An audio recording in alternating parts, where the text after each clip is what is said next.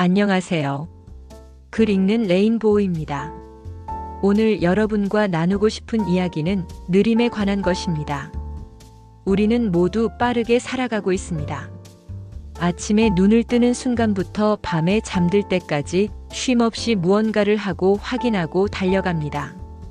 그런데 문득 이런 생각이 들었습니다.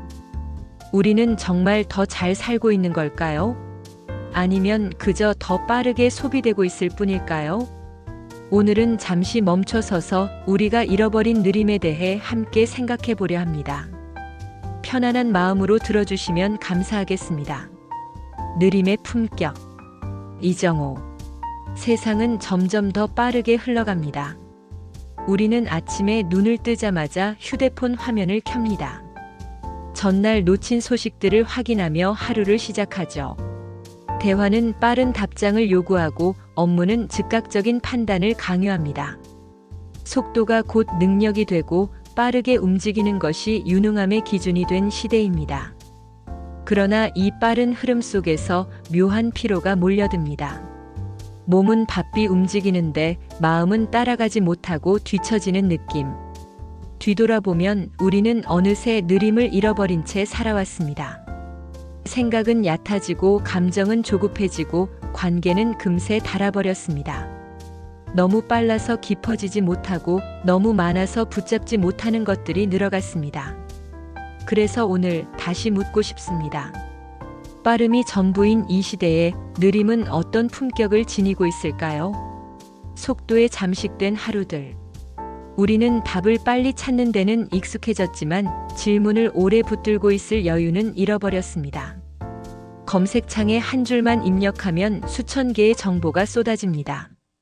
알고리즘은 우리의 관심을 예측하며 선택의 고통마저 줄여주죠.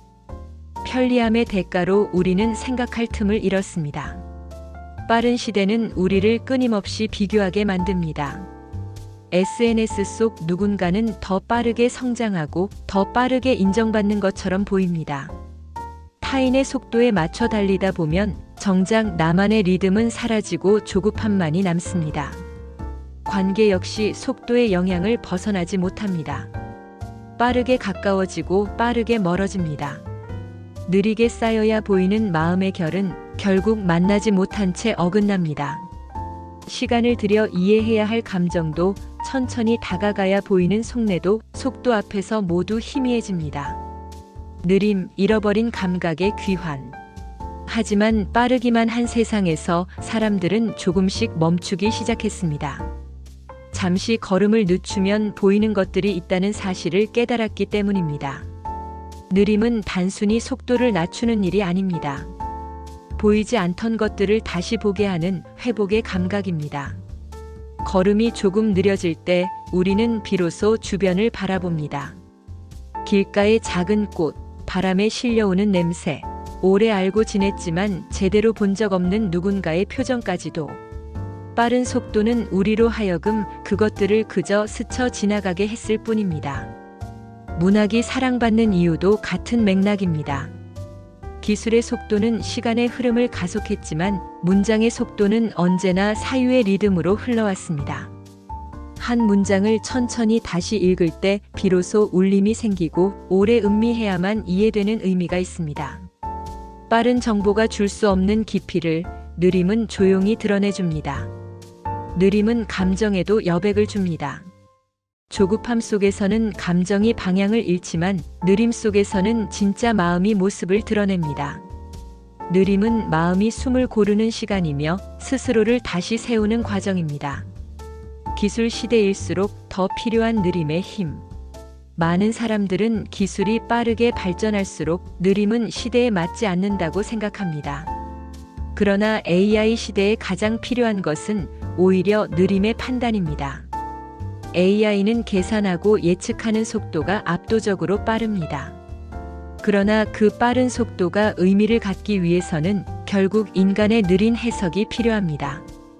정보는 빠르게 모으되 결론은 느리게 내리는 사람. 데이터는 즉시 처리하되 사람의 마음은 천천히 읽는 사람. 이것이 앞으로의 사회가 요구하는 새로운 역량입니다. 빠름은 강점일 수 있지만 느림은 품격입니다. 속도는 편리함을 주지만 느림은 깊이를 만듭니다. 기술은 삶을 더 효율적으로 만들지만 느림은 삶을 더 아름답게 만듭니다. 우리는 빠름과 느림을 대립적으로 볼 필요가 없습니다.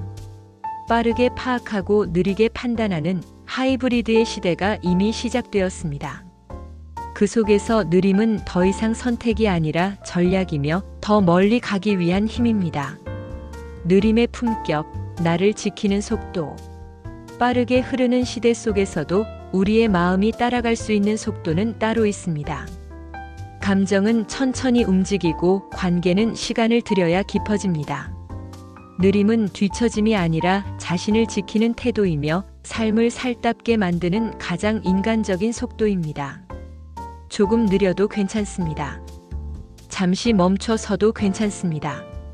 느림은 우리가 잃어버린 것을 되찾는 방식이며 달리는 세상 속에서도 나만의 리듬을 세우는 힘입니다.